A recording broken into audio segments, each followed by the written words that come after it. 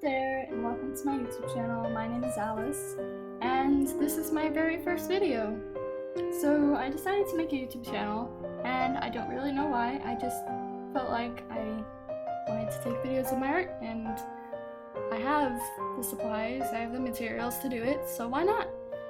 I'm going to try to post once a week, Friday afternoons or Saturday mornings, and I know it's not either of those. I just started today and I was like, I need a schedule. What should I do? I might not. Hopefully I will. The supplies I used are either at the beginning of the video or in the description because I may or may not have forgotten some. I think I did. It's sometimes hard to keep track of. I'm not quite exactly sure what I want to do with this YouTube channel. I do know that I want to progress with it somewhere, somehow. I'm still trying to figure out what I want to do. Also, I'm painting this in natural lighting, so sometimes the lighting shifts, it kind of goes away, so forgive that. So, I started off as I normally do. I lightly glaze over the entire face and neck or wherever part their skin is with a light diluted color of their initial skin tone. And I move into using warmer tones, but I didn't really do that with this one. However, normally I add pink or red to the face so that they look more alive and it brings the portrait into life. For this painting, I didn't really start with a pinkish or reddish color. I started with purple because I sketched it in purple and I got this idea of making her like a mermaid, underwater lady, and I was like, wow, that's a good idea. I should do that, and so I started. I'm placing the shadows right now, see, with a pinker tone. Yeah, normally when I have harsh lines in my watercolor, I take a damp brush and I lightly just try to smooth that out. And sometimes it works, sometimes it doesn't. The area that has the harsh line kind of has to be fresh, and if it's dry, it won't work. It could, if you really, really tried, but then that might start tearing the paper. I added blue to her cheek eye area because purple was just kind of making the too much purple kind of monochromatic, and I didn't want that, so I decided, hey, blue's a good color too. I should do that. And so I did. Here I am starting out with a newer color or a lighter color, yeah, and just darkening the shadows because they weren't apparent enough to my liking. So I just trying to really define them.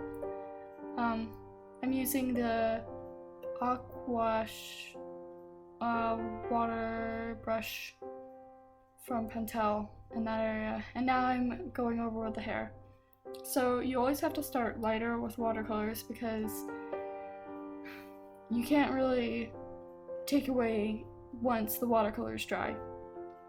It's a very transparent medium, and it can be difficult to work with sometimes because it likes to do its own thing, but I think that's great because you can do so many more different things with watercolor than you can do with other mediums.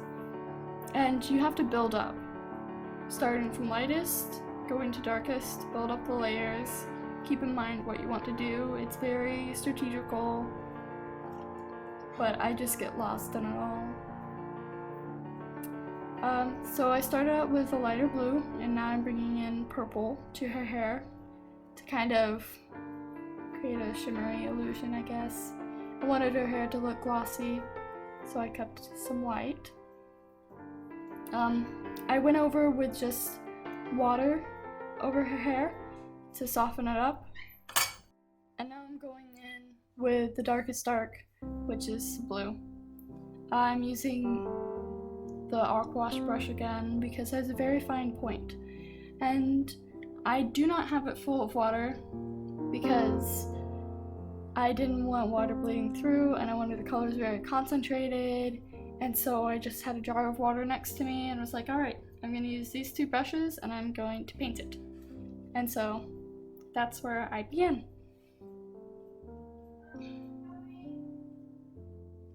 So I tried to implement the color scheme throughout the entire image so it would look consistent, and then sometimes you can do the opposite of that to create contrast and it creates a different effect.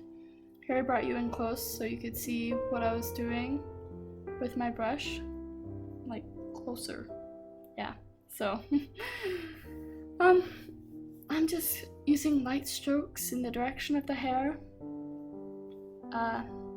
starting from the root to the tip. Sometimes I jump around, but I don't start in the middle, either from the root or the tip, or a breaking point in the hair, so it looks like it flows into, you know, different areas. And it's probably one of my favorite parts, to be honest.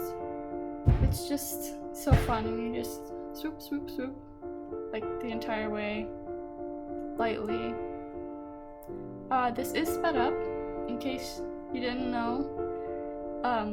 Sometimes I don't know, because it's not sped up so much.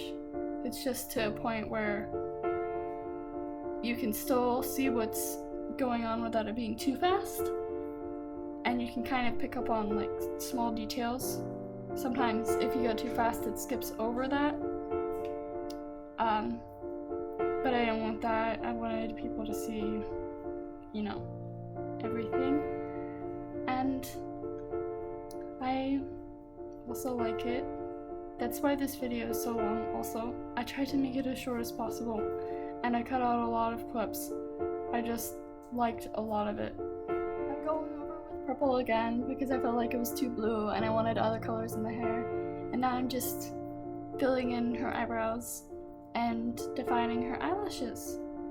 So I did not include irises because I kind of wanted her to be like a sea witch, sort of empress kind of thing. I'm not really sure. And here's where I messed up, where you can see how, like, one mistake and that's it. See, right there. And I was kind of like, well, that's gonna be there and I need to do the rest of the lip. So it transitions into each other. And then I tried to blend it out and I eventually just like made the bottom look bigger and then pretended it was a shadow. Like, it's just on purpose. It's a shadow. And now I'm filling in more shadow in her neck and blending it out. And then I felt like too much of her neck was showing and it didn't look smooth, so I just added hair swooping over to her neck. There are splatters on my sketchbook.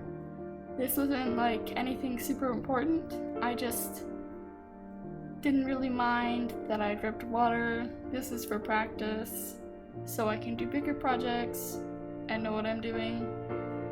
Here I am putting in fine details with the sharp pencil. It's the Colerase Prismacolor pencil.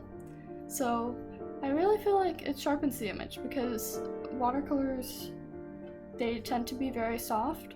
You can make them very sharp, but when I used it, it was very soft, and I wanted to create sharper areas to guide the viewer's eye and define certain areas of her face. And so I'm just darkening shadows, creating those points, and it was fun. Here I am adding the tiara. My gel pen wouldn't work, and so like it took a while to get started, and I was like, okay, this is like 5 seconds and there's no gel pen, so I'm just gonna clip that out.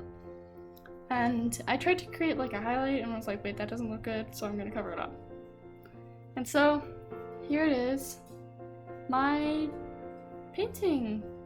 Feel free to give me feedback on what you like or what you think I could improve. Thank you for watching, and follow my Instagram and Facebook or check them out. They're at the top left corner of the screen. Thank you. Bye.